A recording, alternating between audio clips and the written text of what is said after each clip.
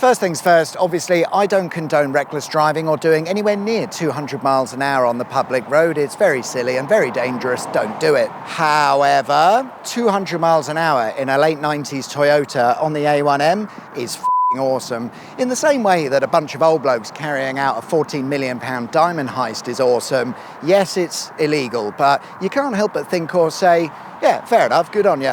Why not? And it's odd, isn't it? Because we shouldn't be rooting for the bad guys. Today I'm retelling the story of Kazuhiko Nagata, better known as Smokey, who in the late 1990s came over to England with his 1,000 horsepower Toyota Supra with the goal of driving at 200 miles an hour on the A1M, and the whole event was filmed, so I thought it might be fun to revisit some of the locations we see in the video they made whilst talking about this amazing achievement that I do not approve of. Originally from Hokkaido and in his late teens, Smokey moved to Tokyo after getting fired from Toyota for working on and tuning his own project cars during work hours, but he'd managed to secure a job within the well-known Japanese car tuning company Trust. Having not learned anything, Smokey continued to work on his own cars at work, but after being caught doing so once again, the management didn't fire him, and instead they agreed that he could work on his cars, but he was not to tell anyone and to keep it a secret. A top secret, you might say. This situation would be the catalyst in the creation of one of the greatest tuning companies in the world, Top Secret Tuning, headed up by none other than Smokey himself. And in the early days of his company, a unique PR opportunity arose. A UK-based magazine called Max Power invited him and his car over with the suggestion that maybe he'd like to attempt a high-speed run on a newly opened A1M. Hi. The video starts around Snetterton Race Circuit in Norfolk, which since then has been completely redeveloped and there's nothing left of the roads that we see in the video. However, you'll notice this small building that Smokey drives past. It still exists, hiding in the bushes behind Macca's.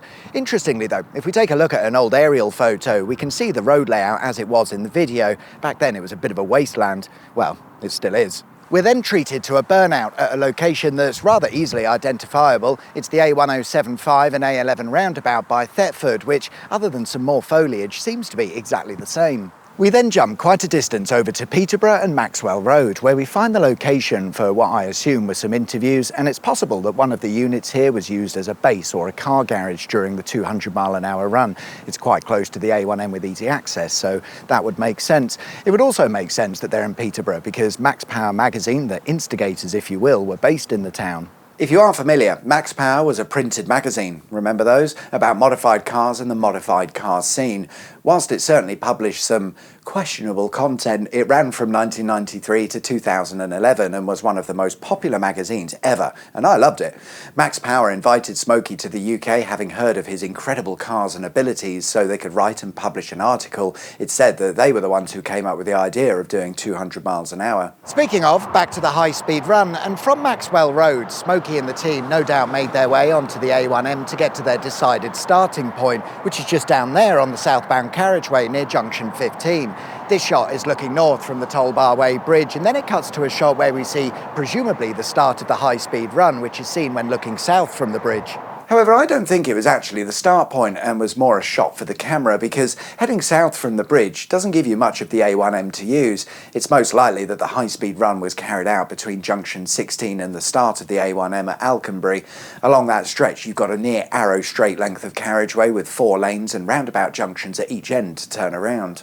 At the time, that part of the A1M had only just opened and was one of the most over-engineered motorways, so if you were going to attempt a high-speed run on a public road, you probably wouldn't have got much better, and an amazing coincidence, it's 2 minutes from Max Power Magazine's HQ. It could scarcely be better. As mentioned, the car used was a 90s Toyota Mark IV Supra tuned by Smokey to kick out 1,000 brake horsepower and painted in Smokey's trademark Top Secret Gold, a colour that he only applied to his best vehicles.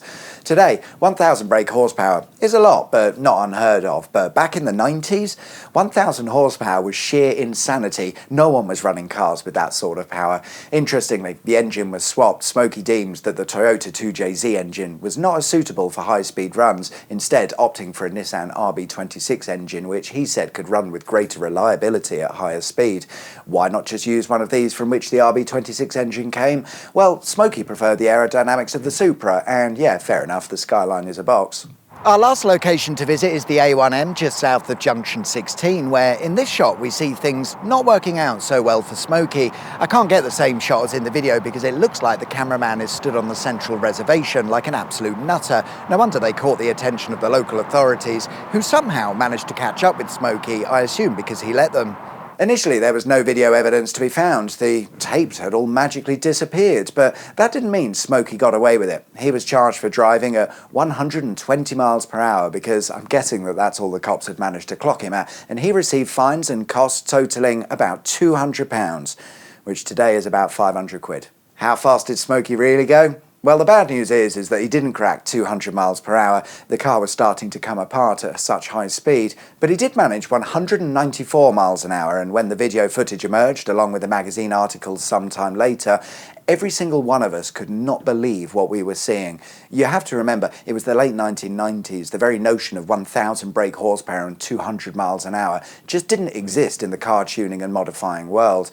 That was the Concorde moment, the Bugatti Veyron moment, the moment that we all still talk about today, and like I said, it's f***ing awesome.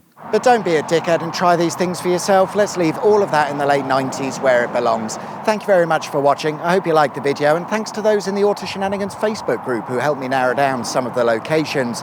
No, you can't. Like and subscribe if you haven't already, and I'll see you guys next time. Take care. Bye-bye.